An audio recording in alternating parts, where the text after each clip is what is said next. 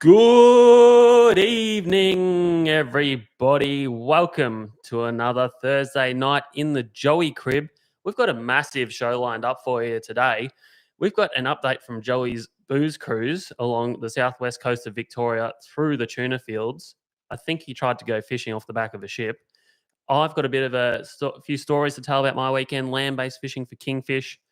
We've got the great man, Leo Miller of Team Choona Chaser, Tassie sword fishing fame. If you don't know about Leo Miller, you're about to. The guy's a bloody legend and a gun of a fisherman. So we're going to extract some good information from him.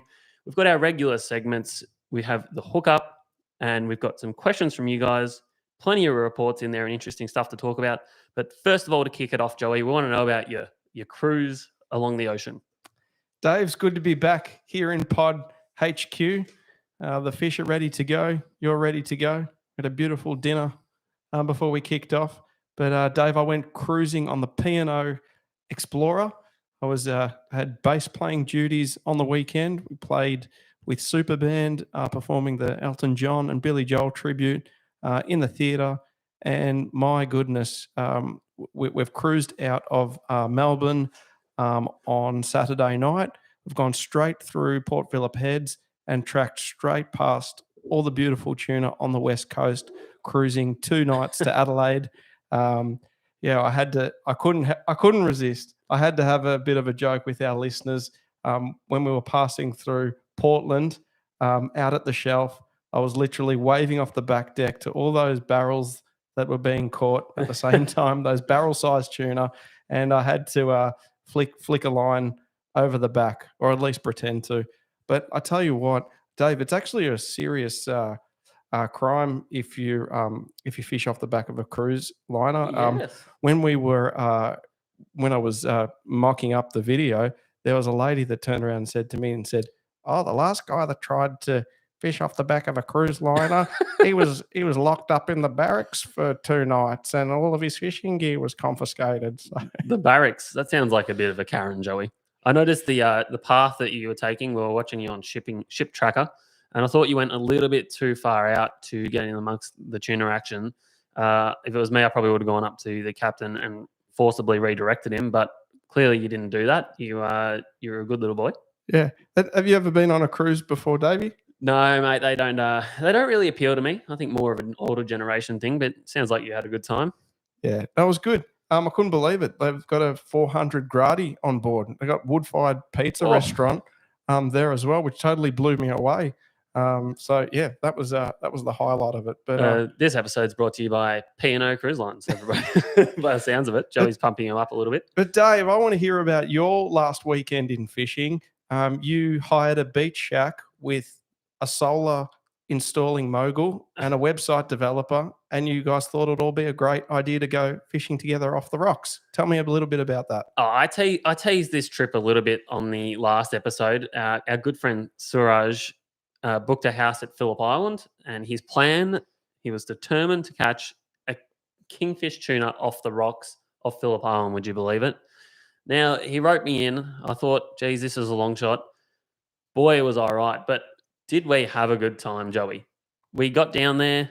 I got down a bit after Suraj and my other good friend Reese, and they were down there trying to catch some squid for live bait. They'd had some drinks, Joey. We'll put it that way. They're in good spirits. And as it turns out, I personally only got 1 day fishing with the boys because my wife actually came down. She was quite sick, but we won't dwell on that too much. But yeah, when I did go out with the boys, it was actually a pretty action-packed day, Joey. We got out to the rocks, and which rocks were they? I can't tell you the secret kingy spot, mate. But you know, if you were coming back through the eastern entrance of Western Port, you might have seen us rock hopping along there. I'll put it that way. Okay, that's giving a little bit away. I'll probably be killed. Was that where we picked up those that lovely couple that were stranded on the Love Island beach? Yes, we did rescue a couple that was stranded by the high tide, and funnily enough, similar happened to me. I didn't get picked up, but that high tide came in and she trapped us a little bit. We knew it was going to happen, but I've got to tell you one interesting that happened with the fishing. It was pretty uneventful, really. I basically had about 5 casts of a stick bait and was just being Tom Cruise with the drone flying around. Actually, I got some pretty cool footage, Joey, with the drone.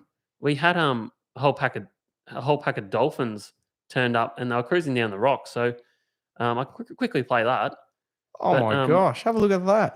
For yeah, all of you guys watching live on YouTube, yeah, there's some beautiful dolphins here. Just what are they doing? They're eating. This mate, I think they were eating, and then they sort of were hugging the coast, moving along. But it's the first sort of super pod of dolphins I've seen for the season, which is good news for our tuna fishery, our big tuna fishery, which should be kicking off hopefully in the next month or so. well, they're charging right up against the rocks. Just about. That's insane. That's right. But other than that, one of the interesting things that did happen was another young guy came down and joined us and was fishing off the rocks. Obviously, because we're off the rocks, and he was casting a shore jig, which is like a small salmon type lure. Um, and he hooked something like a yakka or something like that. Next minute, I'm around the corner trying to catch squid for bait. I hear Suraj yelling, and I think, yeah, it's just Suraj. He gets excited. Turns out Evo has it like, hey mate, get over here. yeah, he's like, mate, come over, mate. And I'm thinking, oh, he's just getting overexcited about something. Turns out this guy had hooked a yakka on his jig off the rocks, and a thresher shark had come up and was whacking his yakka around. And then the thresher got hooked on this guy's jig or was holding onto the bait or something and took off and did a couple of huge jumps Wow. into the distance and then broke the boys off.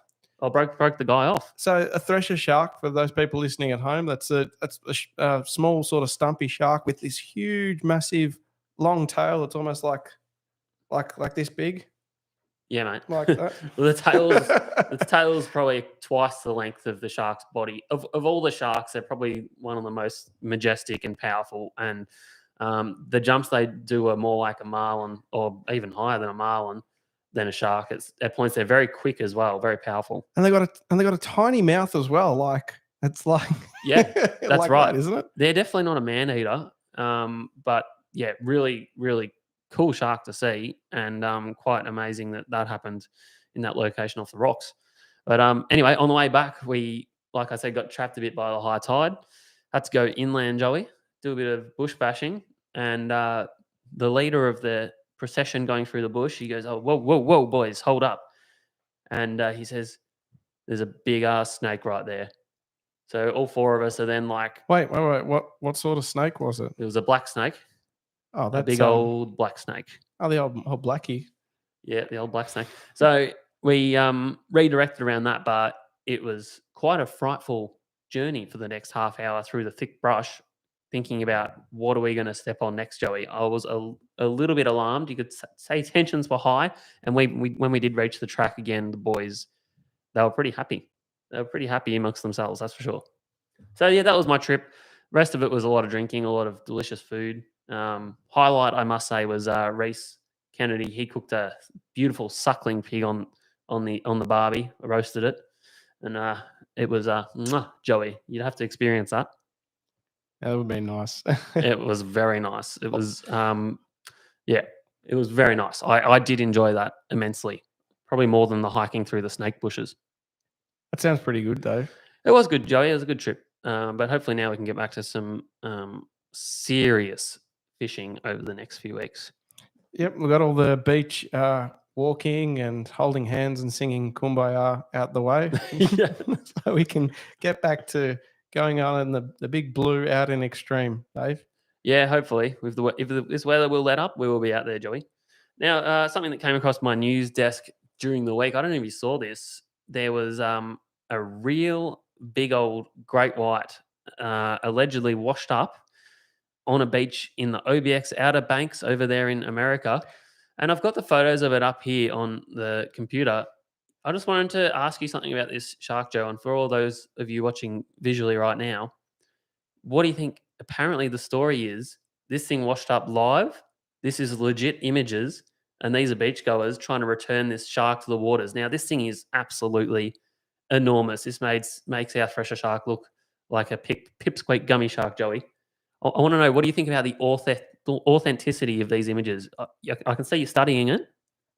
Well, yeah. Firstly, where is exactly the Outer Banks for people listening at home? So it's east shores of America, I believe, near Cape Cod sort of region, big bluefin Yep. territory. East Coast of America. Yes. Oh, gosh, I'd love to believe it, but I'm not believing the pictures. If you go back to those first couple of ones, like it's just like the fish looks like it sticks too much into the foreground, and that it's very shiny and very bold. But another interesting detail that you did mention, seems to be sort of some, guts and bits and bobs sort of on the floor there, which, when you get to small little dissipated bits, that's pretty hard to Photoshop. But look, the technology is amazing these days. I'm going to say I think it's fake, Dave. I thought I'd bring that one up because it's a good one to involve the guys viewing the live feed. And we're getting a little bit of a live reaction from the boys. Ufish TV there, Brendan Wing saying fake, calling it fake straight out. Fake. Marty Phillips has said fake. And Shane Lowry's just saying hi to everyone. But yeah, my opinion, I'm going real. It's a big old great white, but I'm also thinking she might be dead given the amount of sand build up around the head and whatnot. Maybe she had wind. Maybe. But hey, they do legit grow that big, Joey. So there's every chance that that's a legitimate, real image. But thought that was a cool one to bring up on the show. Yeah. Now, Joey, we won't delay too long. I thought we'd catch up on the week's events, but I want to do a bit of a long intro for the next guest we've got coming on because I need a massive drum roll. Mate, he does, because this guy has done probably as much for wreck fishing in Australia as anyone. He basically, what he's done is developed or brought to the forefront a fishing style and technique that has become very effective and has started quite a fad in this country, and that is deep time day drop sword fishing. So this involves, back in the day, right, Australia was not really considered much of a broadbill sword fishery. We all looked over to America, New Zealand, etc., with green with envy, wishing that we had something like that. Turns out we did, and this man has gone out and explored that fishery, and he's done wonders for the fishing community, Joey. Put it that way. Yeah, Gladius. Gladius, that's right, the gladiator of the ocean. Now I'm going to call him up and we're going to have a chat to him and see if we can squeeze some information out of the man. I'm really looking forward to this one, Joey. Howdy. Leo Miller, how are you going? Welcome to Wind Against Tide podcast. Thank you, boys. Yeah, no, going well, thanks. We had a bit of a false start yesterday. We had some tech issues, but we're back today. And we're really looking forward to having you on the show. I just gave you a massive wind up, so you will be pretty pleased. just want to know. I'll try and live up to the hype, mate. It's well deserved. Just to put into perspective, I think I first met you back in 2014, which is when this sword fishery really took off. Yeah. And there was this crew of blokes down in a down at the ramp at Eagle Hook Neck. It had been a windy day. We'd been down there fishing for big tuna, came into the ramp, and you were there in the old Choona Chaser, which is your vessel. Yeah, she's the whole solid. I'll say that's about where it starts and ends, but yeah. And she's iconic these days. And on the deck of that boat was the severed head of a broadbill swordfish, which to me, I was like, what the hell is that thing doing there? It was quite alien at the time. So do you want to tell us a little bit about your early days chasing swordfish, why you thought that it was a good idea to go out there and punish yourself trying to catch these fish? And so maybe just talk us through that one a little bit. All right. Well, it's a story I like telling, and it can go on for a while, but we'll see if we can give you a decent version. So look, we had always just fished for southern bluefin as something to catch, and maybe a few makos, and sort of considered that really, there wasn't much more than jumbo bluefin as far as the bigger, better things to chase down here. And we'd caught plenty of those, and we'd done a lot of tagging of bluefin to see how many we could tag at a day or a time or a year. And I think I won the the John Brooker tag trophy for bluefin one year, and so on and so forth. And then I'm not sure exactly when we got the idea to target swordfish, but I think I'd sort of paid attention to and was mates with a few of the pro fishermen and the guys that chase blue eye trevally. Yep. And they used to get the odd broadbill, and there was, they'd get one or two a year sort of thing. And so I spoke to them. I think I must have spoken to them about it, and they'd said, it's around Easter, it's around a full moon. We don't, they're just a bycatch. We, occasionally they'll tangle our line up or we catch one. Yep. There's not many there, they're not common. There's not a lot of them, sort of thing. So right. I looked at a few historical records and bits and pieces. There was obviously nothing from any amateurs because no one that I could find had caught one. I think one had washed up on a beach in St Helens in about the 60s or something. Right. Okay. Yep. There wasn't much to go on, but it was also about the same time that the price and availability of electric reels came right down, so that your amateur fishermen had access to these electric reels. So if you wanted to go and catch, blue eye trevally obviously is the number one sort of thing, but also ling and gemfish and grenadier and in places hookup and whatever. All the things that swordfish like to eat.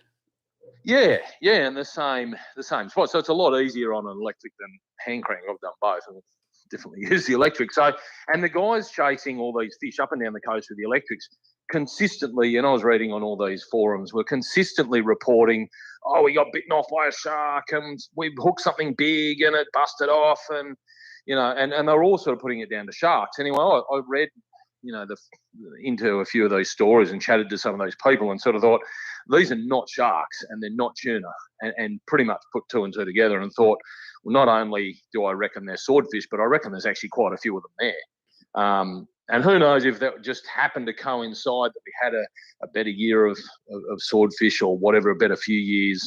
It was just coincidental good timing or not. But on all of that, we sort of decided, let's try and target these swordfish. And I grew up in Eden, southern New South Wales. There was a small group of people that used to chase swords. It was always at night, and they'd caught one or two, and I was like, right, if we want to catch a swordfish, you have to go at night. So I reviewed all the stuff, and then we looked at what they did in America with the daytime and this, and it all looked too hard. They got a lot of current, and there's a sinker here and a sinker there, and there's you drive this way and then you go that way and then you get something else. And I was like, right, we'll go out at night. So I said to the wife, you don't mind me going out and staying out all night at sea, do you?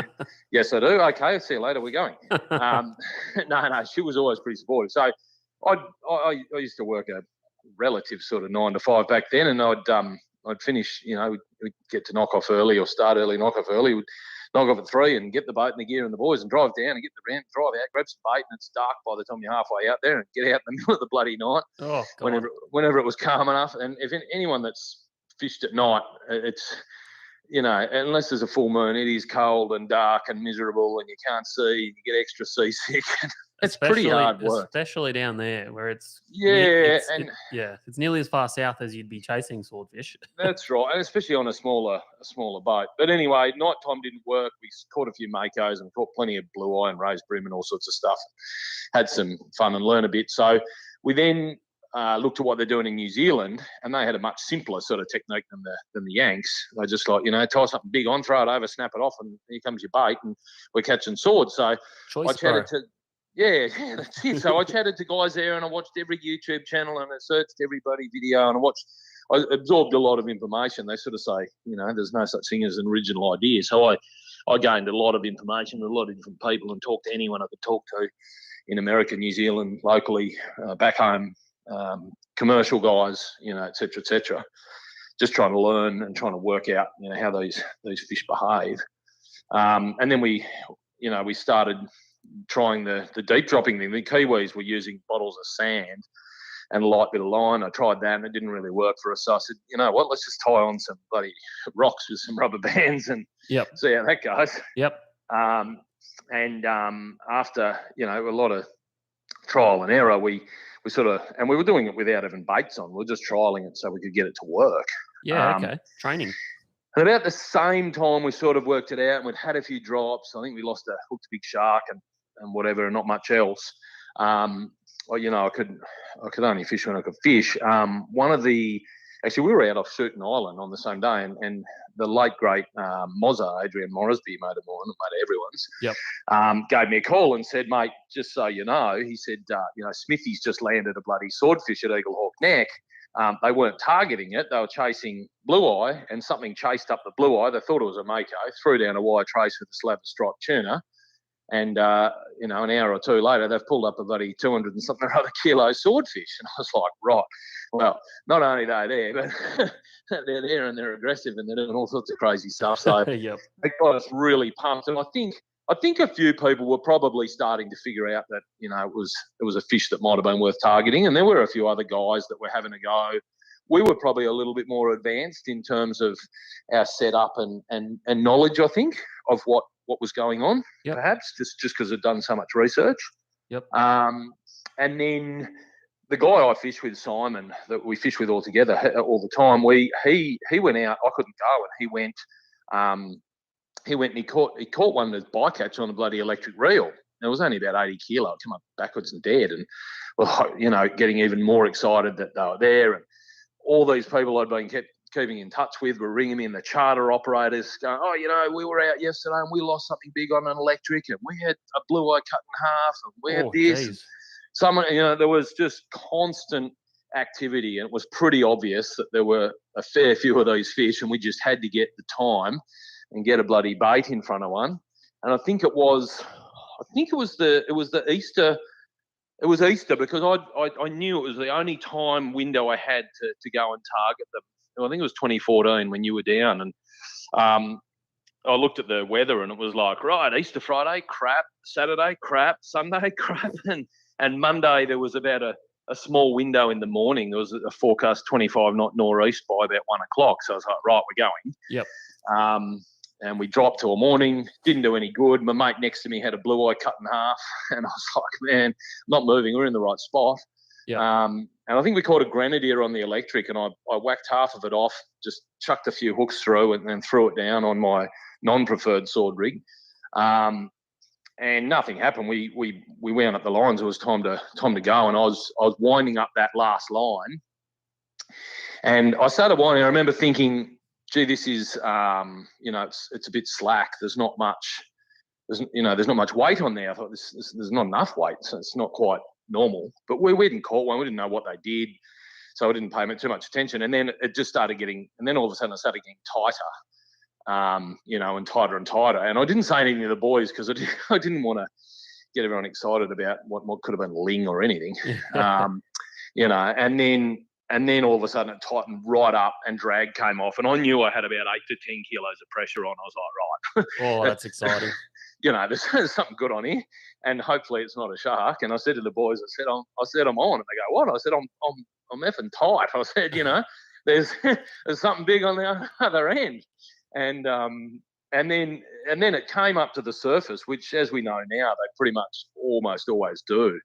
But we didn't know, and it just swirled. It didn't jump, it didn't surface, didn't show itself, just swirled and went back down, several hundred metres away. And so for 3.5 hours, we didn't know what we're attached to. We just knew that I was going as careful as I could, because I didn't want to bust it off, whatever it was. Yeah. And we had some mates, I think it was Jason McGivern in Ice Age, stayed out to sort of support us because his boat's a bit bigger, and that. That forecast nor'east had come right up. It was a good 25 knots. It was pretty ugly. I remember, yeah. It was rough enough trolling around under the cliffs. When we heard you were out there hooked up to a big fish, we were like, oh, the man's crazy. Yeah, well, yeah, we are. I suppose that's why we got one. But anyway, eventually, I think it actually died about 50 metres down, because it was just for an hour, it was just a tug of war where we weren't gaining, it wasn't gaining. And I've had a few since where they literally just keel over, and all of a sudden it just came, and I was like, oh, it's coming now, wound like crazy, and sure enough, it pops up next to the boat, and my mate goes, yeah, it's a sword. I'm going, just gaff it, get it in, And anyway, so we got it in, and I I still can't remember what that one was. Might have been 140 or 130 kilo or something. Yeah, I remember it was a good fish to start off with, for sure. Yeah, well, almost all good fish down here, but that was obviously a real moment of exhilaration and relief as much. You know, it must have been our 30th or 40th trip. We'd put in a lot of time and work, so it was really, I suppose, rewarding to sort of realise that dream, if you will, to want of a better term. I'd been every trip I'd get up, and my wife always wakes up, and I used to say to her, or the night before, I'd say, I'm going to catch a swordfish tomorrow. I'm going to catch a swordfish today. She goes, yeah, you've been saying that for bloody over a year now. So I rang her up, and I said, guess what? We caught a bloody swordfish. So take that, you non-believer. Hey? Take that, you non-believer. Yeah, I think she was just happy that I was going to shut up about it for a bit. But yeah, and then I think we went like a week later and got another one. A lot, as those things go, people were like, okay, yep, you got one that was probably lucky. We'll see what happens. I think we got one a week later, and then a few weeks after that, we got another one. And then a heap of guys came from the mainland, and I think one of them caught one, and then I think we got one more that season. Yep. But yeah, I think we've got about 20 something now, 20 between us and the guys on our boat. So that's right. You haven't really looked back since you got that first one, but I'm sure your technique's probably refined a little bit throughout the years. What are you doing differently now without spilling? Actually, no, we want all the secrets. No. What are you doing differently now from what you did on that first trip when you hooked and landed your first one? I don't know. Look, to be honest, the fishing has, and I don't know if it's just because of the currents or whatever, but the fishing's not as hot as those first few years. I certainly haven't encountered it that good since. It wasn't too bad last year. I think we got 2 from 4 trips last year, but so we probably haven't had a hot enough session or bite to be able to try enough different things and go, okay, this works better than this. So one, we're probably a bit tighter on trying to keep the bait in what we'd like to think is the key depth. I tend to think most of the bites come about 50 to 100 metres off the bottom. Yep. That said, sometimes the fish will chase it to the bottom and you'll hook up the moment you hit the bottom, which happened to us about 2 weeks ago. Yep. And I've also hooked the mid-water. I marked a good scatterlay mid-water one day, and we dropped the bait specifically into about, it was only 250, 300 metres, and I got bit straight away. Yep. But generally, yeah, most of the bites seem to be just that up off the bottom a bit. So trying to keep the bait in that sort of region, I guess. Well, Leo, I've noticed one thing that definitely changed from when you first started is you've upgraded to a big old hunk of a sounder, a Fruto 295 or 294 or whatever they are. Is that helping you fishing? Are you actually marking swordfish on that one and actively targeting? Yep. It definitely makes it easier, and also makes it easier to feel more confident in where you're fishing as far as finding bait and better layers and bits and pieces. But yeah, we've marked numerous fish on that. We marked one day that I'm confident we then caught. I think it was 156 kilo that my mate Justin got. That where we were out, we had the bait exactly at the right depth. We saw the fish and said, right, we're in a bit over 500 and this thing was 70 metres off the bottom. I said, that's about right where our bait is. Sure enough, about 2 minutes later, we hooked up and got the fish. I reckon it was the same one. You never know, but... Hey, Lee, I've got a question for you. It's Joey here, and thanks for coming on tonight. Easy. So for the people that are listening at home that thinking one day to maybe try their luck and go and catch a swordfish, can you talk us through maybe some of the most common ways to rig a rod for swordfish? Yeah, look, that's probably something we've learnt a fair bit about the gear, and there's been probably some good technological advancements since. We still use a couple of Penn 80 wads, which I really like. And it's probably no secret that Penn helped us out with a bit of gear and got us to test run some stuff and whatever in the day. And look, they work for us, so I haven't changed. But I think the you guys will know the very the smallest balled Shimano's with the I've lost the word now.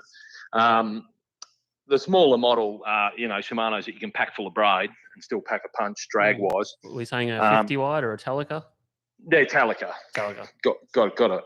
I think the guys using the Telicas are finding them really good to use too, as far as probably a weight perspective as well, and getting up and down. So, and also the IGFA and the GFAA have sort of changed the rules around braid. So, where we started with pre-test braid from Platypus that did get us some records, we have just gone to a colour-coded braid backing now. Yep. Just so you can sort of count the depths as well. So if you ever want to know how far off the bottom, it makes it a bit easier. Yep. So I'd certainly say colour-coded braid. Fill your spool so that it's full but not overflowing. Obviously, probably use a smaller top shot. I learnt that from chatting to a mate in New Zealand who's done well on the swords. And just less. Anything gives you a bit less stretch, I suppose. Yeah. Okay. Yep. So you can feel you do feel bites at times. You'll feel the fish. Yep. And just set up. You got your braid backing. You've got maybe 30 meters of top shot. I don't run a wind on. It's just one more thing that can stuff up. I literally just run a 4 or 5 meter leader. We get some really nice sort of softer fluorocarbon stuff from Kevin, what's he got? Predator Tackle, online one. Yeah, Kev's a good mate of ours. He's a ripper. Yeah, he's a good guy. So he's got some good products. But yeah, we use a bit of that. Weight doesn't matter. I think we use 400 pound mostly. And obviously the lights. Everyone seems to think I have caught them with no lights. I know because I put one down that wasn't working once. And we still caught one. So it's probably obviously it's not critical, but I've done anything that's. I've done the whole drop for nearly a whole day. Look at my big light and go, oh shit, that's been off all day. Yeah, so I feel like you must have been wasting time, but yeah, a little bit. There was a bloke in the States that Bouncer Smith. He used to always say, "No light, no bite." Yeah, the big boy, big dude. But I've seen a few Bouncer Smith videos. Yeah. Yeah, so watch a few of his videos, but yeah, look, I suppose rod wise too. I think Ian Miller and even a few other guys did some really nice, what are they, silicon guided rods rather than rollers. Yep. So if you're using braid up and down from deep depth, you're probably better off with a silicon guides instead of rollers. And it's also again, it's one less thing that can sort of bugger up. Yep. And it's easier in the rod holder when the line, if you do sit your rod in the holder, the line can be coming out all sorts of angles, unless you've got one of those swivelly rod holders. It just makes things a bit easier. And they're a nice rod to fight with too. They're really good action for. I didn't get one off Ian. I had a local mate make a rod for me, but it's got those sort of style of things have got a good action. They're purpose built basically to have a soft tip to see the light sword bites, but also enough grunt to pull them up, I guess. That's right. Yeah. Yep. I suppose the other main thing we moved to was circle hooks instead of J's. Yes. And I think this jury's still out to some degree, but I've certainly had better hookups using the circles.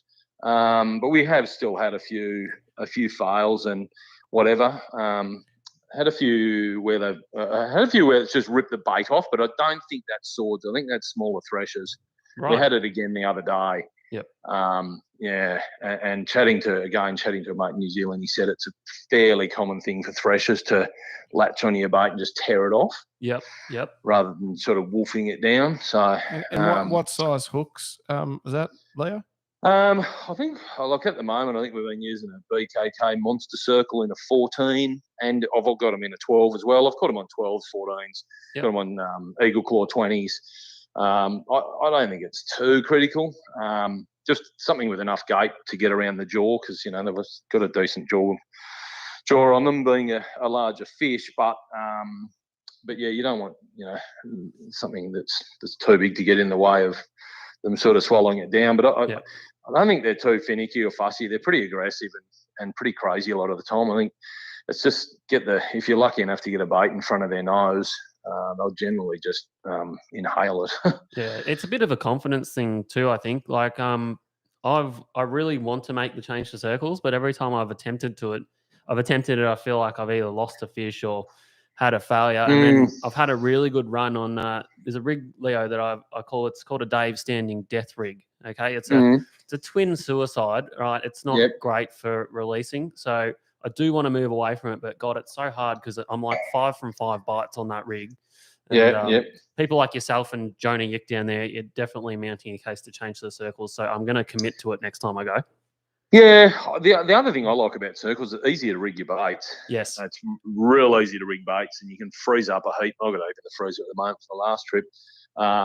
And super easy to just tie on. It probably helps you in that sense. I think the other thing that we've probably tried to do is as we haven't had as many fish in the last few years, certainly in the south of the state, is just trying to maximise your time of bait in the key zone. So, if you're out stupid early till stupid late or whatever, rather than driving all over the ocean and winding up and down all day, just trying to keep baits down longer and, not move so much. If you're in a good spot and the bait's there, be confident that there'll be a predator there somewhere or whatever sort of thing. Yep, good tip. I think sometimes when you get home, you add it up and you go, you know what, we're probably only actually fishing for 2 hours. We could have doubled that and doubled our chances. Yeah, that's a really good call. Yep. Yeah, so, I mean, obviously it sounds silly. You won't catch anything if your bait's not in the water or in the zone. No, definitely. When you don't have a lot of confidence, you think I'm in the wrong spot and you move around a lot, and you're right. Yeah. You end up not fishing a lot. And look, as far as bycatch is concerned, I think if you keep your bait too close to the bottom, you'll catch a lot of like ling and maybe bigger blue eye and probably a few more thresher sharks. If you let your bait come too high, once you get to that mid-water layer, you'll start catching more of your makos and probably bluefin and stuff. Not that bluefin are a terrible bycatch, but the makos are just annoying. They stuff your gear and chew your bait up and have you. Yep. And most things don't fight out of mid-water, either makos or bluefin, I found. Yeah, right. I don't know if it's because there's less oxygen down there or it's colder or what, but the makos come up like a wet towel at just about any size, and the bluefin don't seem to do a lot either. Yeah, another thing that I guess makes the swordfish the gladiator of the sea, because even sometimes down at 500 metres plus, they pull like a steam train. Oh, yeah. Look, this season normally you'll hook them and they'll come straight up. They won't do a lot. They'll come up and you go, oh, maybe it's not a big fish. Then they jump, they get a bit of oxygen in them, warm up a bit, and they go bananas, and then you realise how good they are. But we like last season, we only got 4 proper trips in and had 2 bites and went, 2-2-2, got 2 fish, tagged one, kept one. This season, I've had 2 proper trips, and so far I've got 2-1-0. Yeah.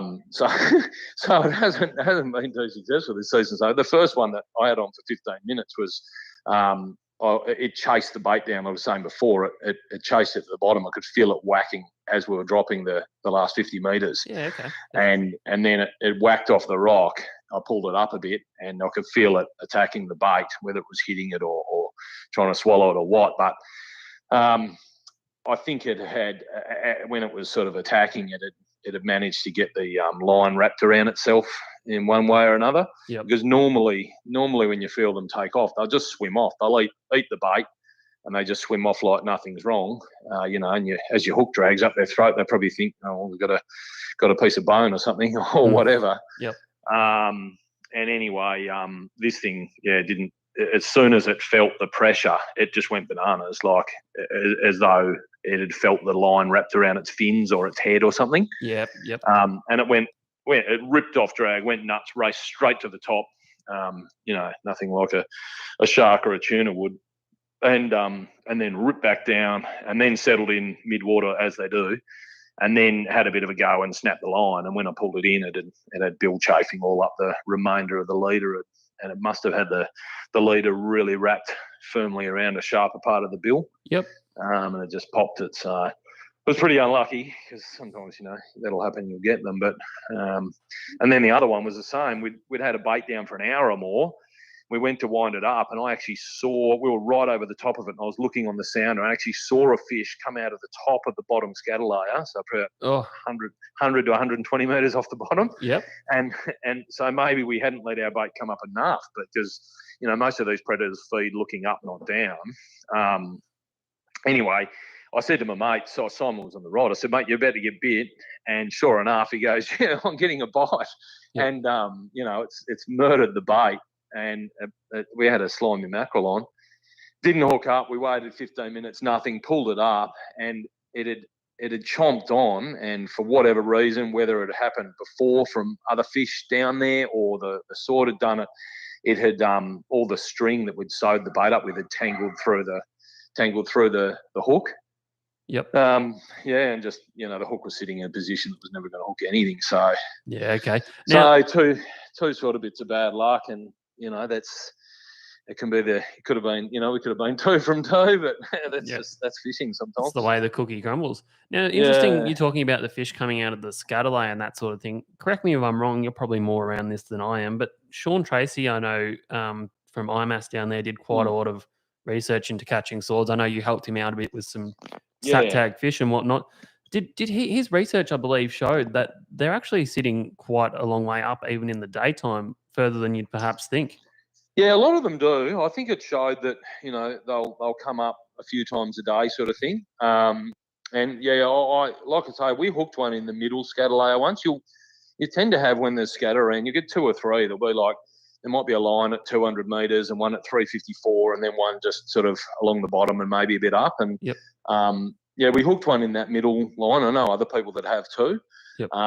We didn't mark it. I dropped down because it was deep red, and I just thought I'd test it out. And almost instantly there was tapping on the line, which initially I thought was raised brim back then, but it was classic swordbill. Yeah. And when the rod loaded up like nothing else, it was sort of confirmed. We lost that fish, unfortunately, after 45 minutes that day. On a circle too, Dave, on a circle. Yeah, see, it's hard to know what Should to have go been. I let it run too long, I think. Yeah. I think I gave it too much line. But I could have loaded up early and pulled the hook and said I didn't give it enough. Yeah. Well, that's one of the things when we've had bites over the years, it's almost like everyone runs away from the rod because you're like, you don't want the responsibility. Do you wind up on it? Do you let it just eat the bait? Do you have the rod out? Who knows? Look, yeah. I think sometimes you just cross your fingers and, I don't think it's like a marlin where you get the timing right and make sure it's turning its head at the right thing. And obviously you can't know any of that when it's down that deep. You can't really see it. You might have belly in your line. There's I think you just have to cross your fingers to some degree. And we've had bites and hookups and landings that have just been textbook, and it's just perfect corner of the mouth. Everything's gone to plan. And then, others that you've either lost or had hooked in the side fin tail. We've caught 2 in the tail and 1 in the side fin, and I've had 1 hooked outside its face. And messy eaters, you might say. And obviously, I think that is half the problem. And I think sometimes perhaps they swim along and just eat it, and other times they go swinging their bill and their tail all over the place and tangle in the line. Yep. Then it's just cross your fingers, I guess. Hey, they say fresh is best with fishing, but I've heard tale over the years of some baits you've put down, and they've been like hybrid things sewn onto other things, refrozen. My mate, my good mate Richie Abella would be horrified at some of the things that I've put in the water and caught fish on. But no, look, I have I certainly have a preference, I suppose, for using a nice fresh, well presented bait, but I did once sew 2 ends of a squid together with a jack mackerel in the middle and catch a sword on it. Yep. I've caught them on squid that have been defrosted at least 3 times. That's a Frankenstein bait. We caught 2 on the one freshwater eel in 2 different trips. Yep. So I caught one on an eel. Yep. And then thought, no, that bait still looks good and it's nicely rigged, so I'll just put that back in the freezer for next week, and caught another one. There you go. On the same bait. So yeah, we have caught some pretty manky looking baits, but I think mostly they're like a vacuum cleaner, those things. I think they're not too fussy when they're really in a feeding mode. That's it. I just think the hard part's presenting it nicely in front of them and hoping you get that nice hookup, I guess. Yeah, well, I guess by the time they've come over to see what your lights are, they've already decided they want to eat something, and if they see something that resembles food, they're probably going to eat it. Yeah, well, we watched a lot of those videos of there's a few on YouTube of swordfish attacking divers with lights and attacking oil rigs, and Yep. You know, they're clearly a very aggressive, crazy bloody animal. Yep. So I like to sort of try and think what the fish is doing, I suppose, and then try and preempt it. But yeah, it's always a tricky one. The season started off right down here this year, and the current certainly looked good from what we sort of think should be a good current with an eddy out wide pushing in. And there were a few fish caught, but it's sort of dried up a bit in the last few weeks. I don't know if it's just the moon or what. But yeah, certainly I didn't get out last weekend. There was a day that was fishable. I think people all up and down the whole coast. I don't think anybody got a bite. So yeah, I want to know your thoughts on something that might be a little bit controversial, you might say. Now, your sword fishery started off with a bang. Everyone seemed like was hooking up swords, catching them. A lot of them were getting kept. Same thing happened with our sword fishery here in Victoria. That day after day, swordfish were coming in. Now, the next preceding years, it seems like it's almost gotten tougher and tougher to land one. It's probably because I'm shit at catching them, but potentially also, do you think there could be some localized depletion happening? Look, yeah, good question. It seems like the easy answer or conclusion. Yep. But when you think about what they do and you look at the satellite tagging data, they swim off to the middle of the bloody ocean, thousands of kilometres out through a gazillion commercial hooks from all over the world in international fishing zones, and then go up and breed in the northern waters of either Queensland or Papua New Guinea or wherever. Yep. And then swim back. Look, unless the same fish have got, like those freshwater eels, know which reef they're going to or which spot, and come back to the same area, it would seem unlikely. It'd seem more like that the bulk of the population come down. It's good feeding waters down here. There's more food. They follow the current down, pig out, and then go back up to breed. And I'm sure they don't all participate in breeding, but mostly. And then swim off to wherever else. 1 year they might be off Bermagui, and 1 year they're off St Helens, and 1 year, out. 1 year they're 4,000 miles out on a seamount. So it's more water, current, and bait related. I think so. But you don't know until you tag a heap. Which isn't going to happen. It's a bit of a crystal ball, but you've got to have a look at the commercial. The commercial take is they get that, and they get the amateur take in a day.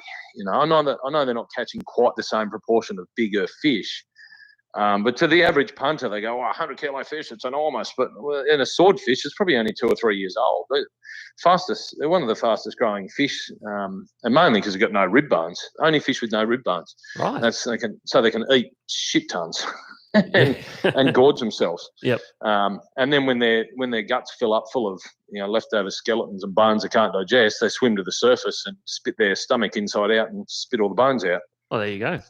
Yeah, so sometimes I do it while you're fighting them. Yeah, I'll bet. Yeah, you can tell because all the seagulls and bloody bird life and whatever start hanging about. Yeah, see where it comes out. But, very interesting. I've seen marlin do the same as well.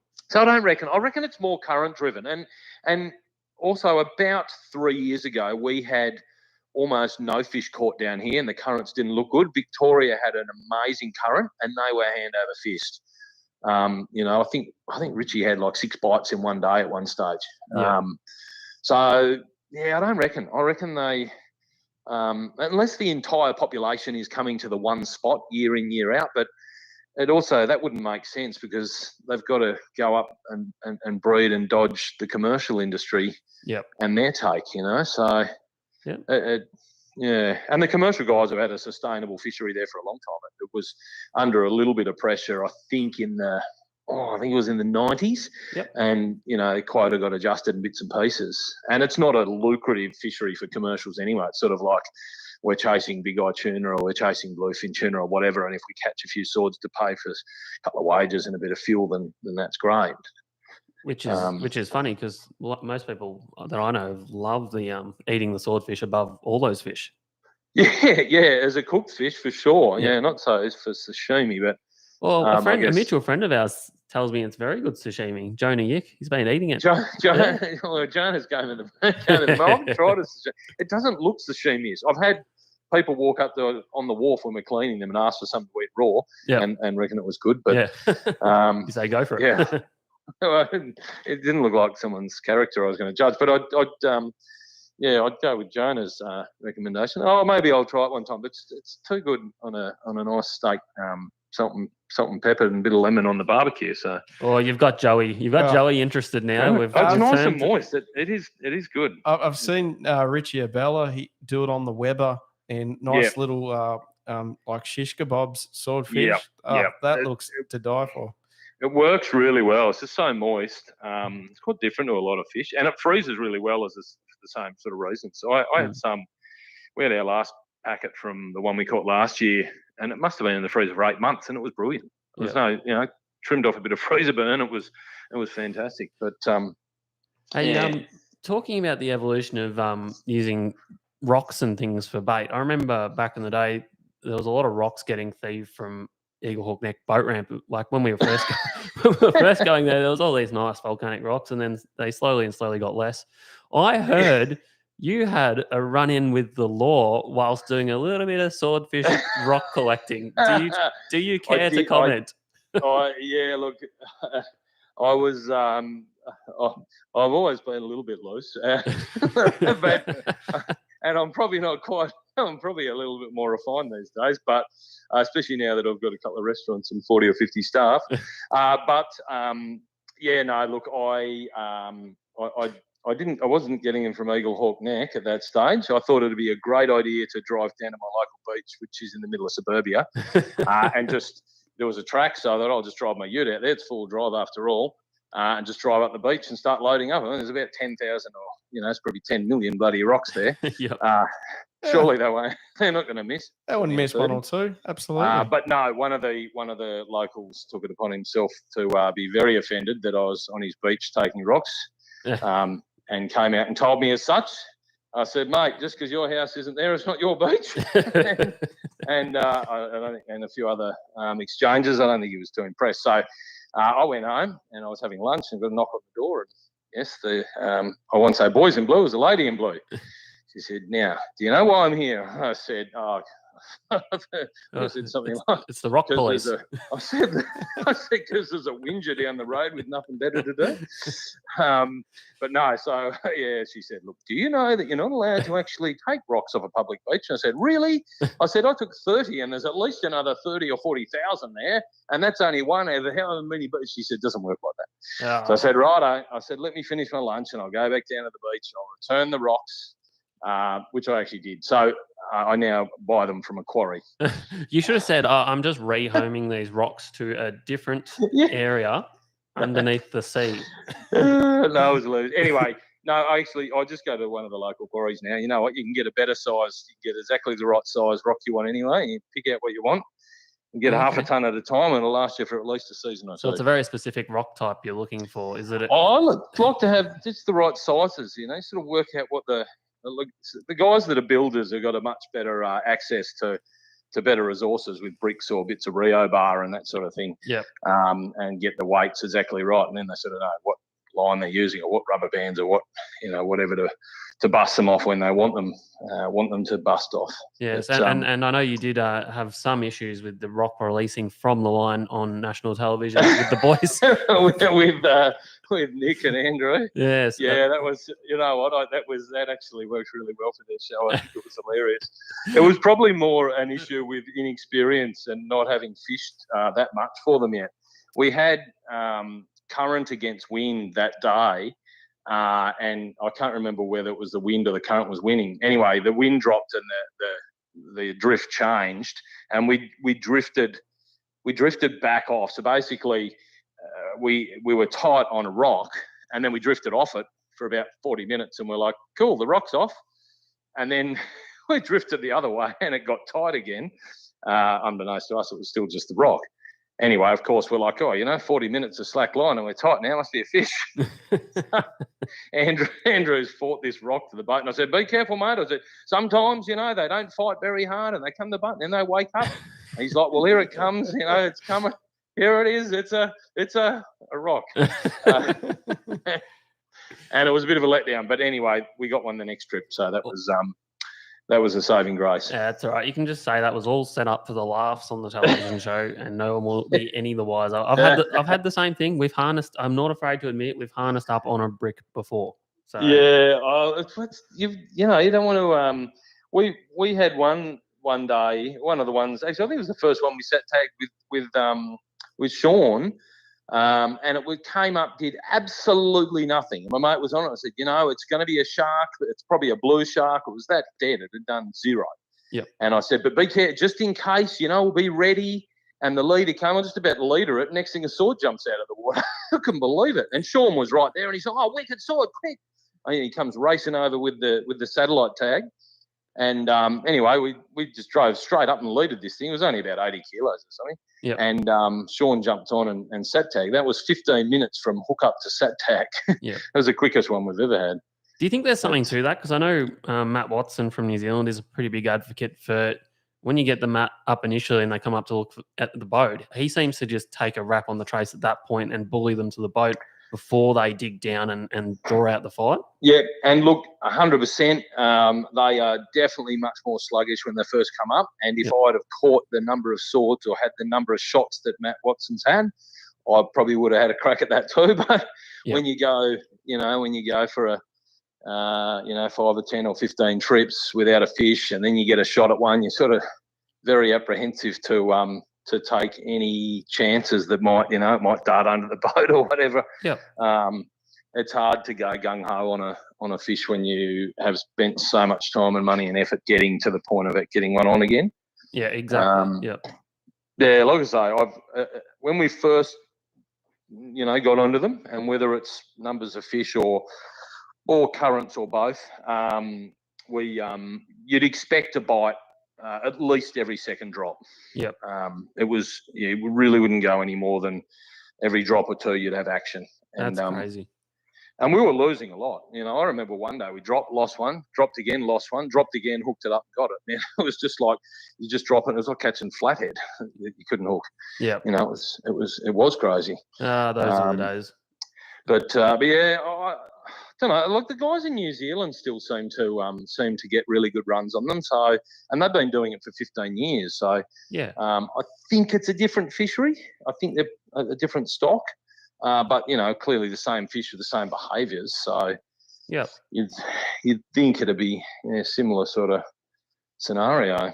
Yeah. Now, Leo, it would be remiss of us not to touch on the mighty vessel that has taken you out to battle these denizens of the deep, the mighty Choona Chaser. She's pretty unique. And yeah. A lot of people have asked me in the past, what is that boat? Well, yeah, it's a good question. So the actual hull is a Sonair, which is a really nice seaway. I think that hull comes from Bairnsdale in country Victoria. Yep.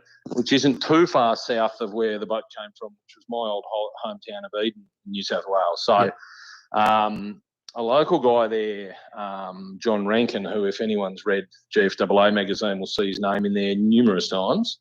Amongst other things, him and his mate tagged something like 2,000 kingfish each 2 years in a row, just for shits and giggles. It was his boat. And I think he had it with another guy, Gordon Cole, that I've fished with down there. And they put the half cab on as an aftermarket homemade sort of thing. Yep. And this is quite some years ago. And then he ended up selling it to Dad. Dad had it for numerous years. He used to have an old Ford Falcon motor in it. It was a diesel. Right.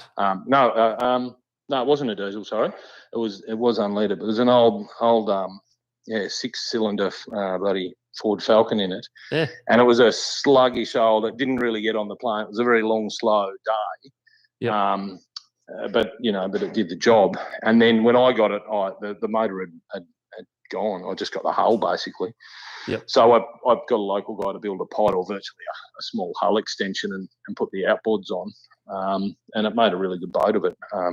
Certainly wouldn't. I used to say it wouldn't win any beauty contest, but it wins the odd fishing one. That's all right, mate. Like, everyone's prancing around with their shiny cats and Eden Crafts and stuff. And here's the old Choona Chaser, absolutely out there in her element, hauling up the big fish. Look, it's a really good sea boat. I'm not the best at keeping things neat and clean and tidy and shiny, so it probably suits me. Yep. And there's probably a few bits of maintenance that it could get could do with. I actually ordered some new seats the other day. The originals, after 45 years, they're getting a bit tatty. Oh, lashed out. But no, look, it's a really good old hull. It's that solid sort of hand laid thick fiberglass hull. It's probably harder to come by these days. Yep. And when there's a bit of sin, I've had it in a few pretty decent seas. We had it out at Pedra one day in it was a good 4 meters of short, sharp, nasty stuff, and it handled it really well. Yep. Not that I like fishing and that sort of stuff. No. But no, it's a good sea boat. It gets you from A to B and does the job. That's awesome, mate. We've had a great chat with you. Learnt so much. I hope you don't mind if you hang around just a little bit longer. We've got a few questions for you from the guys that listen to the show every week. Are we able to put some of them to you? Yeah, for sure. So we'll just go with the ones, Joey, that are directed at Leo. So he's not hanging around listening to us talk crap. We actually covered a lot of them, but go for it, Dave. Well, he might be able to elaborate on a couple of them. So As is Fishing wants to know, so give us a rundown on what exactly you're looking for when sword fishing in terms of bait, schools, and depth. So we did speak about this briefly, but maybe elaborate a little bit. So the first thing we do is get on rip charts and have a look at where we think the current might be pushing in from out wide. Because generally I sort of figure that they follow the current the same way that people would follow a road. If there's no road, there's not many people. And if there's no current, there's not many fish. So I'll sort of have a look at where the EAC is sort of pushing in, if there's an eddy or something that's pushing in on us. And it's a fairly common thing to get one pushing in on Eagle Hook Neck, which is probably why we get so many game fish there. So we'll look at that for a start. And then we will head out I'll just go to the marks I've got. But if I was going to a new spot, I'd be looking for some sort of structure on the charts. It's not 100% necessary, but probably preferable. Even just the continental drop off is generally will hold fish anyway. But there's a canyon or there's some sort of structure or a cliff or whatever. I'd start with that around that sort of 500 metre mark. We generally have most of the success around 5 to 550. I've hooked them and caught them into I think 450. And other people have caught them in around 400. I hooked one out in 800 metres one day. So, but generally around that, anything around that, I like that 5 to 550 metre. We'll get out there and I'll scan with the sounder for a little bit first. We might put some lures in and try and catch some little striped tuna or albacore that are good for bait if need be, or we'll get something to eat either. Yep. And yeah, definitely have a look for scatter layers and bait basically. So we're looking for scatter layers, bottom fish, find the bait, find the predators. And generally you get used to your own sounder. And if you've put the electric down and caught what's there, you can sort of work out the sounding. So we can just about tell when we're sounded up gemfish versus grenadier versus blue eye, or just bait. Most of your scatter layers will be made up of macroplankton. And if there's some better colour in there, it might be some raised brim or even some blue eye that have come up and feeding on them, or if you're getting individual solid marks, it could be a sword, or further up you'll get plenty of sharks and tuna. So we're looking for activity. And I've often caught those swords where we've hooked and seen sharks and stuff too, and tuna. So if there's generally one predator, there'll be others because they all follow the same criteria of water currents and food. Yep. So yeah, looking for action, I suppose. Structure and action. Very good. I hope that answers your question. As is fishing, Joey, there's been a request for a shout out on the live feed. There has.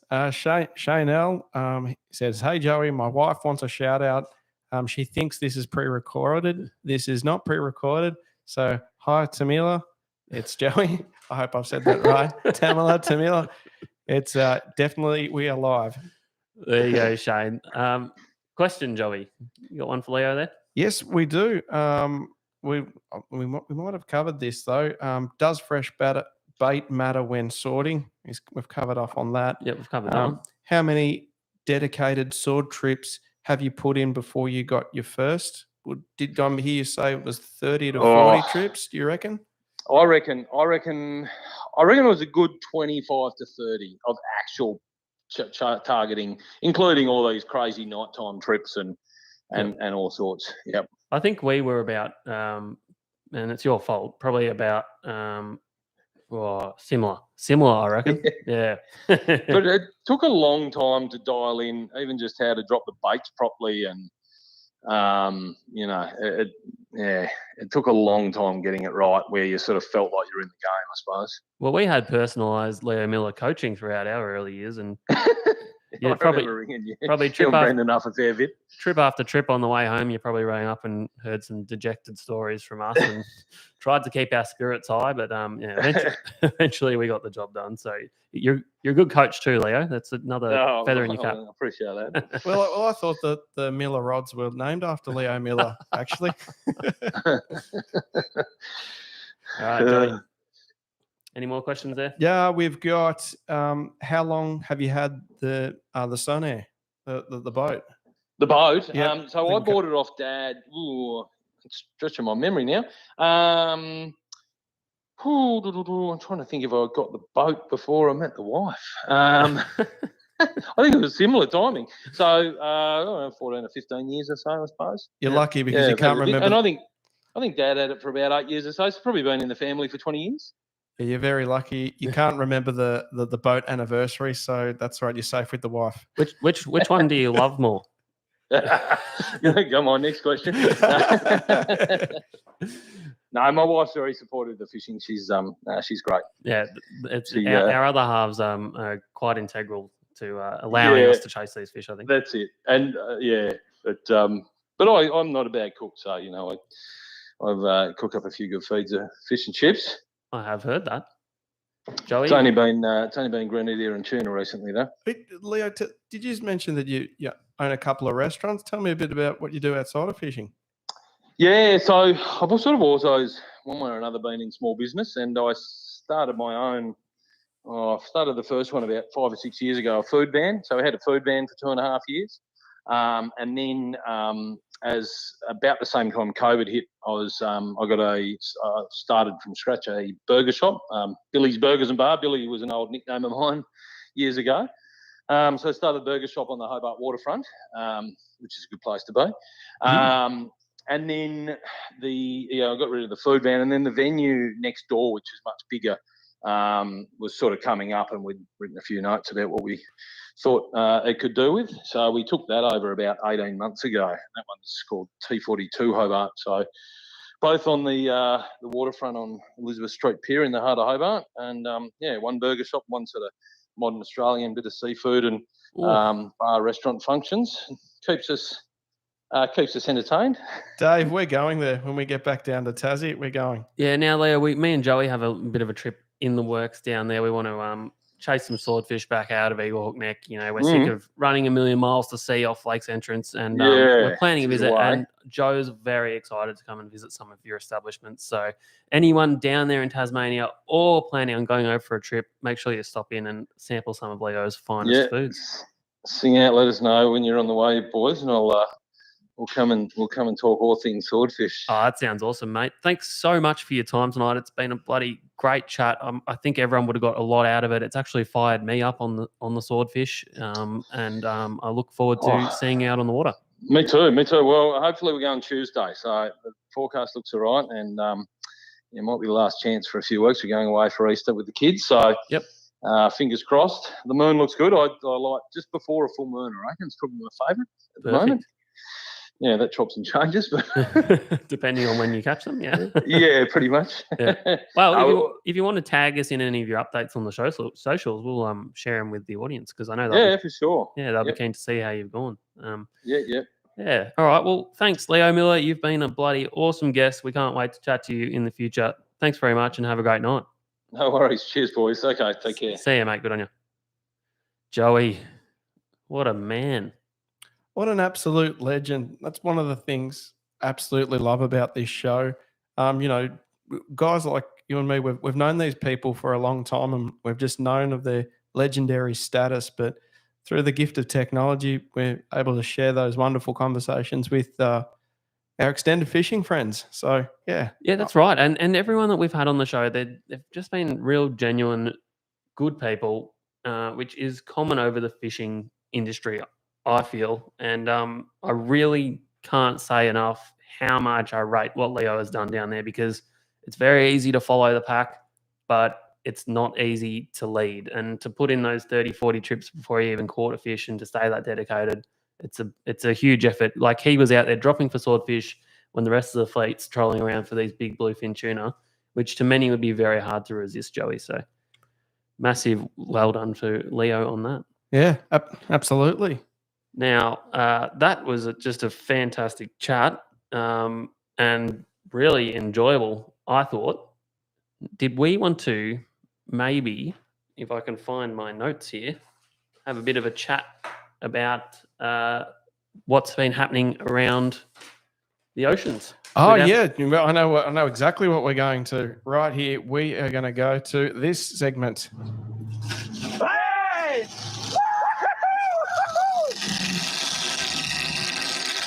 Welcome to the hookup, where we go around Australia and indeed the world for the freshest fishing reports. Nicely done, Joey. Yeah, and we're getting hooked up, Dave. Hook us up. Mate, managed to lose my notes then. Thank God you're prepared. You had a second printout. You've saved us.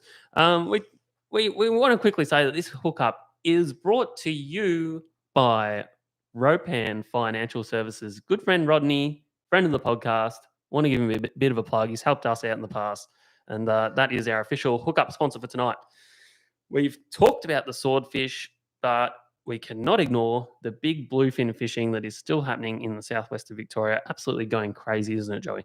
Yeah, absolutely. 145 kilo caught, I believe. Was it yesterday? Yep. That's a behemoth of a tuna. That's getting right up there. But Portland's been going very, very strong with fish from 60 kilos to up to 145 kilos happening regularly every day. As we mentioned last podcast, catching one tuna over 100 kilos in a day is amazing. But there's boats getting multiple tunas between 60 to 100, over 100 kilos. So very, very strong. And just a little side note, Joey, down there during the week, we actually had a pretty dangerous situation where a boat, whilst hooked up to a big bluefin, flipped over.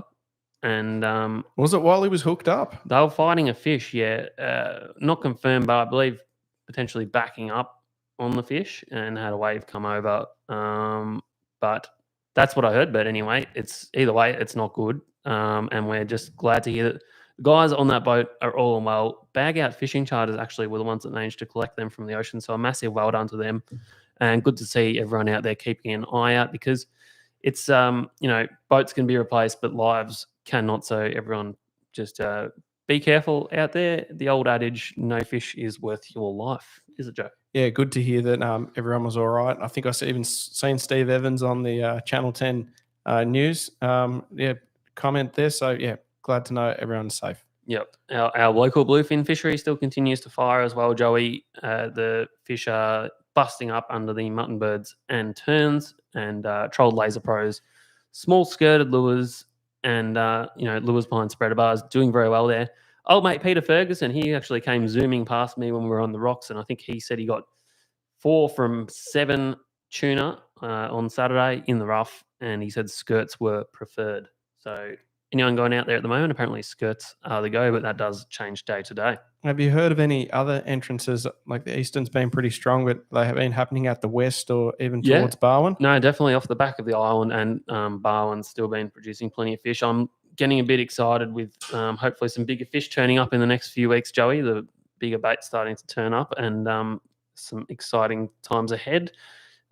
Just to quickly do a little bit of a zoom around down there at Welshpool, the kingfish are still there out at the islands, mostly small fish with the odd better one mixed in, jigging and live baits working well there around the Cliffy group. And swordfish out of lakes. We had a couple of swordfish out of lakes caught this week, probably the first good weather window for the season, and there was fish caught. Apparently a little bit hard work. There was oceanic toadfish. They are biting people's lines. So losing rigs and lines out there. Wait. You mean GTs? No, Joey. No. No. I meant GTs. Well, tell me. Giant toads. Giant toads. The real GTs. Oh, Rodney Gillum. I knew you were hiding in there somewhere. Hello, good friend. The GTs are biting lines off out of lakes. Actually, while we're on that subject, we had our King Kong Donkey Kong catch of the week. I had to give it to these boys fishing out of Oh, lakes. wait, we're going to hit the button. Yeah. King Kong, Donkey Kong, mate. Look. And this week's King Kong Donkey Kong goes to... Some of the local boys there fishing out of Lakes Entrance, Hastings boys, Paul, Dimmer, and Shane, I believe, was the crew, and they've gone out and caught their first swordfish of the season.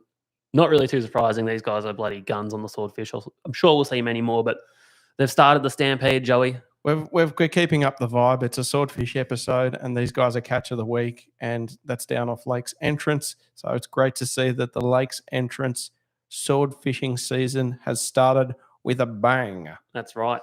Moving up the coast a little bit, Joey, there's been some big yellowfin tuna. Not yet. Don't go to the computer yet. Okay, you've gone too early. Okay. That's a different tuna. But anyway, there's been some big yellowfin tuna turning up in northern New South Wales. Just a little taster of what's to come for the rest of the year. And as you can see, yes, on the screen here, Joey, that's a longtail tuna, northern bluefin. Wait, is that the rocks off Marimbula? That is Marimbula, mate. There's been a bit of a run of Oh my gosh. longtail. I would have thought that's quite uncommon to get them that far south. Mate, we used to go there in the summertime when we were younger and cast little slugs off the rocks, and yeah, there'd be salmon and tailor, and we just used to go to those rocks every day, and not really catch much, but wow, long-tail tuna off the Marimbula rocks. I'm sure you weren't expecting to see anything like that when you were casting lures off those rocks. And What? coincidentally here, we have a little bubba potential. What is that?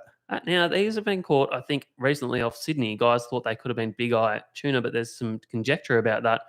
Renowned fisheries scientist Julian Pepperell has asked for some samples because they may well be long-tail tuna, Joey.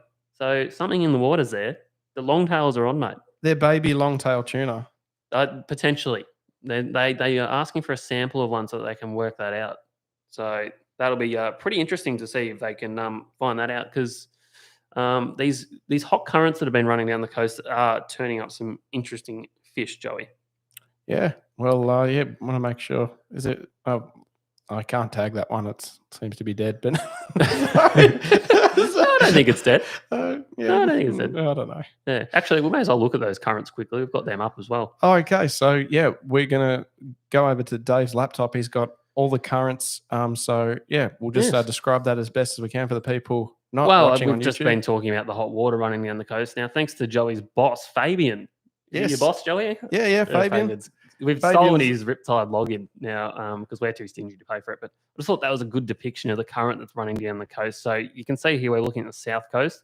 Those arrows there are actually the current. The bigger the arrow, the faster the current. Now, Bermagui, as we know, is it's pumping through there. Quite warm water. So we've got 23 to 25 degrees in there along the coast. And just talking about marlin, we're sort of looking for what you would call an eddy. So you can see that here's one out wide, which is probably a bit far from the coast for what we're talking about, but that's an eddy of water swirling around. The little arrows in the middle to pick where the water's slowed down, and that's where your bait will probably gather. So if you find something like that along the coast, like we have, oh, crikey.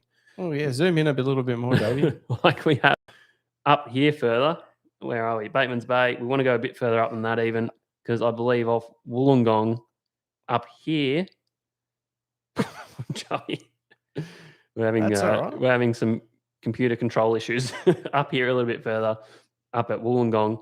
Dare I scroll up a bit more? We have a little bit of water slowing down along the coast, and that's probably looking like one of your better spots to chase a marlin. So quite warm water there for, which is good temp really. So yeah, I think if I was going out, I'd be looking up that way, but these charts can be hit and miss, and they do change day to day. So don't take my word for it, Joe. Yep, no, that's fair enough. I will not be held responsible for people going up there and saying, Dave, the current was bloody roaring, mate. Look, mate, I can barely control this bloody screen we're looking at the things on. But yeah, that's what we're sort of No, looking at. they're definitely interesting, those rip charts, if you can use them to your advantage. Richie Obella did a fantastic marlin workshop on them, so it's definitely something to learn about. 100%, mate. I think that'll wrap us up for our fishing reports. We've still got the local snapper going on. Shit, I nearly forgot to talk about them. Port Phillip snapper starting to kick back into gear, as we said last week, and the ever reliable whiting in Western Port and Port Phillip Bay, Joey. I'm pretty keen on those Port Phillip snaps. You can get some pretty great, good sized ones just before the weather gets really, really cold. So, yeah, 20 or 21 metres deep off Mornington seems to be the go at the moment with the Port Phillip Bay, the end of the snapper run. They must be on their way out of the bay, Dave. What do you reckon?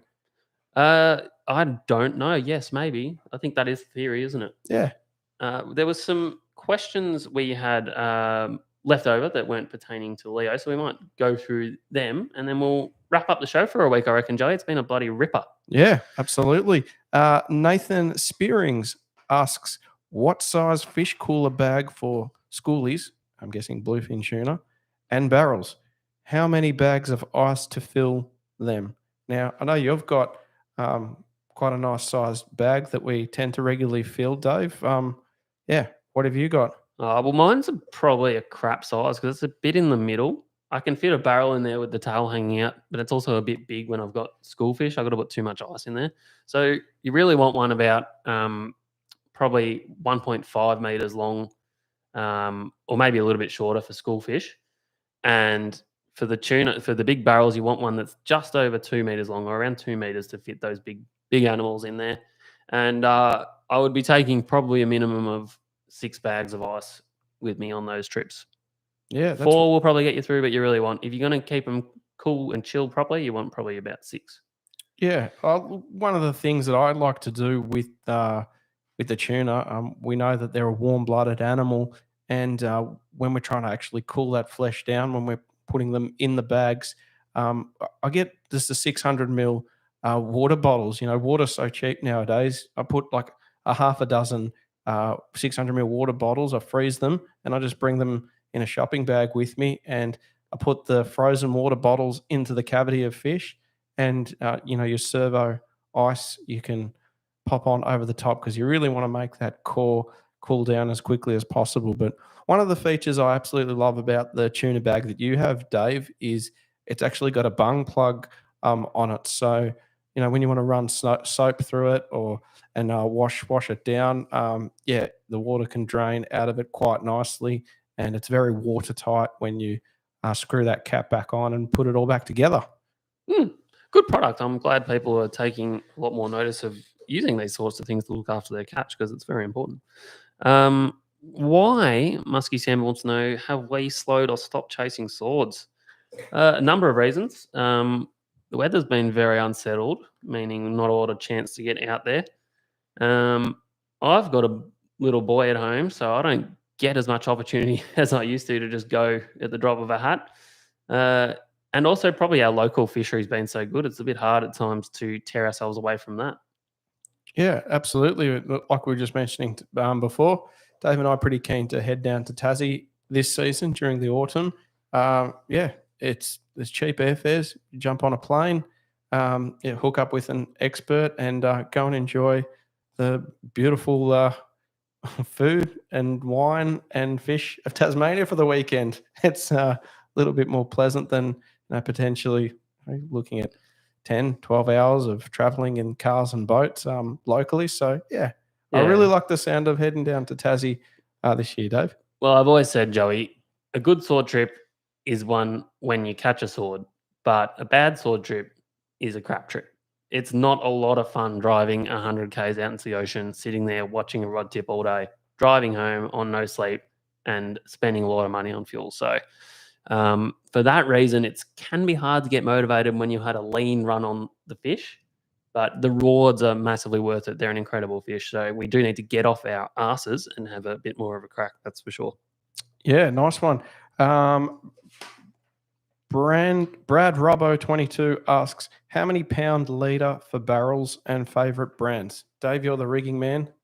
On my lures, I run 200-pound moi moi, and dropping live baits, I use a 120-pound fluorocarbon, Joey. That's what I go with. Short, sharp, and succinct.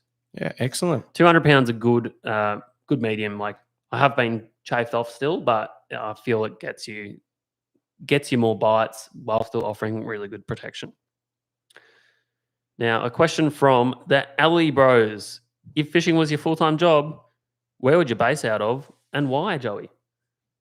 Oh, gee, it's got to be somewhere north where even on a bad day you can catch something. But gee, I tell you what, the Victorian fishing's been fantastic. If you had a charter boat in Victoria at the moment, I would suspect you to be doing fairly well. But I'd have to say it'd be, I don't know, somewhere up north. Yeah, the sun would be nice. I'm saying Exmouth, WA. How's Oh. that for a nice location, Joe? I'm going to say Mauritius. There you go. Mauritius? Mauritius in the southern Indian Ocean. We are only, 500 meters from the continental shelf. That would just do just nicely for me. You changed your tune pretty quickly from dreary old Victoria to tropical Mauritius, Joey. I've got Tourette's.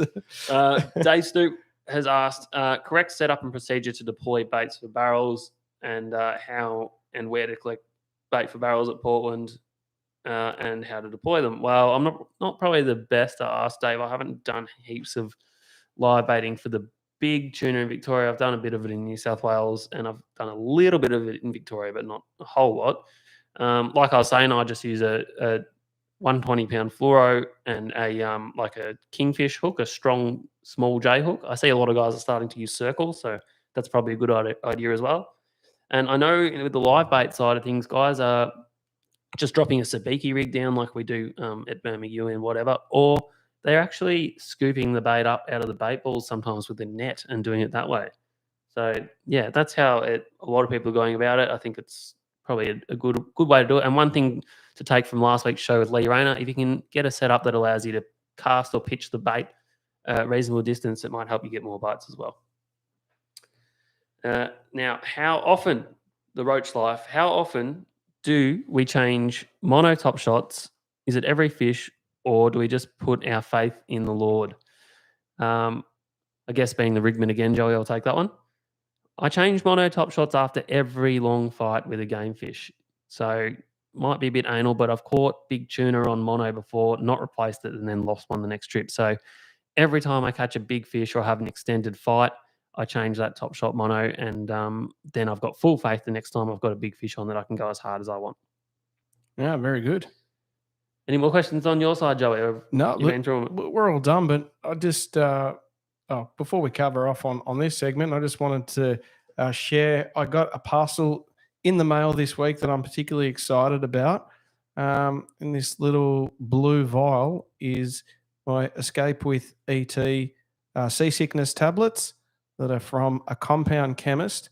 And it came with a pretty interesting leaflet that actually goes into the details of why seasickness occurs. I just thought I might share it for our listeners here that do suffer from seasickness. And just quickly, the Escape Travel Sickness capsules contain a combination of ingredients: scopolamine, hydrobromide.